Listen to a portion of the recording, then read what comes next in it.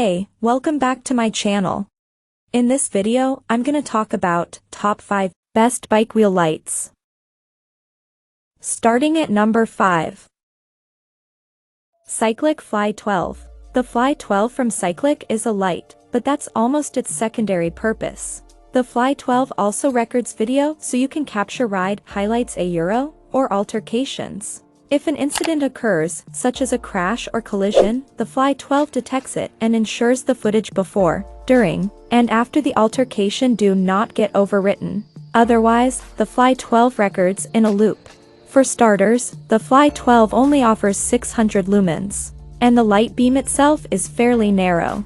Battery life is just okay. With the camera rolling and the light on medium, the Fly 12 went dead after 2 hours and 20 minutes. With just the camera rolling and the light off, Cycliq says you should get up to 7 hours of recording. There's an integrated eHomoSaphia mode that starts when the battery is low to ensure you have lights for up to 30 minutes. The handlebar mount is rock solid, largely because you need to bolt it on with an Allen key. You can mount the Fly 12 on top of your bars or underneath, but once it's set in place, adjustments require tools. Coming at number 4. NiteRider Lumina Micro 900. The Lumina Micro 900 from NiteRider uses the same mount as its big brother, the 1200 OLED Boost. It's an excellent, stable mount that adapts to handlebars of various sizes. And the light itself detaches easily from the mount should you want to stuff the light in a pocket or use it as a handheld flashlight. It's far less expensive too, largely because you'll do without 300 extra lumens and the OLED screen on top. The single button also acts as the low battery indicator. It lights up blue when you've got a good charge and turns red when you're running low. The runtime during our testing wasn't bad, but it did not quite reach the advertised 2 hours of operation at 900 lumens, falling about 20 minutes short of that. Still, the Lumina Micro pushes out an impressive amount of light, hits a great price point, and sits on the most stable and convenient mount in the test. It's a safe bet if you like the build, mount, and features of the 1200 OLED Boost but want to save some cash and don't mind doing without the information screen. At number 3. Knog PWR Trail 1100L. Knog's PWR Trail 1100L does more than just light the way It also doubles as a power bank so you can charge your phone or GoPro from it, pop it out of the mount and use it as a flashlight. Or swap out the light head and use it to power other PWR accessories, like the PWR sound speaker or the PWR lantern. There's no other light in this test that comes close to the PWR's versatility. Turning the light on and off is super easy, just twist the light head. It's an excellent system that eliminates the need for buttons of any kind. Pressing the red release button on the unit allows you to pop the light attachment off if you want to use the battery as a power bank, or when it's time to charge the unit. There are only a few downsides to Knog's big light. For starters, the mounting system was my least favorite among the test lights. It seems overcomplicated, though it does allow you to run the light underneath your handlebars easily. Given that this light has trail in its name, it seems it would be marketed specifically to mountain bikers. But the mount only accommodates handlebars up to 31.8 millimeters. Most modern mountain bikes have transitioned to 35 millimeters bars. Number 2 of my list.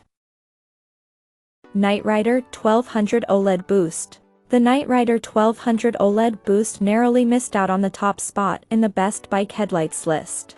The only thing that held it back was its price, which is $70 more than the Lezyne Macro Drive 1300 XXL. But you get plenty for the price. For starters, the mount secures the light better than all of the others in this test, aside from the Cycliq Fly 12, which is bolted in place. The 1200 OLED Boost's mount is actually better though. It can be adjusted easily using the thumb twist screw, and you can remove the light entirely from the mount to charge it, or use it as a flashlight. The screen also tells you what light mode you're in at any given time. The NiteRider 1200 OLED Boost's light beam casts wide and evenly. It's perhaps slightly less bright than the Lezyne Macro Drive 1300 XXL, but the Lezyne also has an extra 100 lumens. It was honestly difficult to tell the difference between the two lights in practice. Both gave me more than enough light in front and to the sides. NiteRider says you can get about an hour and a half of battery life at the highest setting.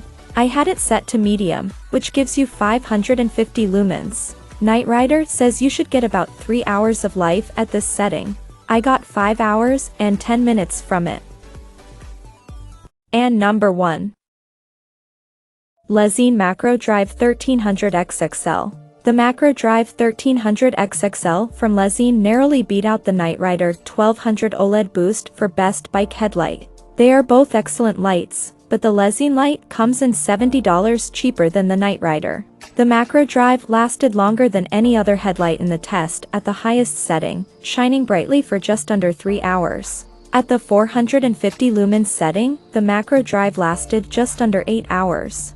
It's so thick, in fact, that it can be a touch difficult to pull it to length to secure it to the hook on the other end of the mount.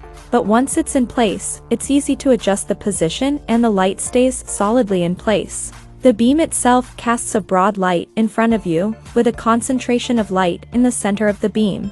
It's great if you'll be riding dark roads and trails and need to see as much as possible. With 1300 lumens, you won't be in short supply of light. And you can even add an optional remote switch that mounts closer to your handlebars grips. That allows you to adjust the light level and pattern on the fly without having to remove your hands from the bar. Check out this video description for latest price and more informations. Thank you for watching this video. Please subscribe and stay tuned.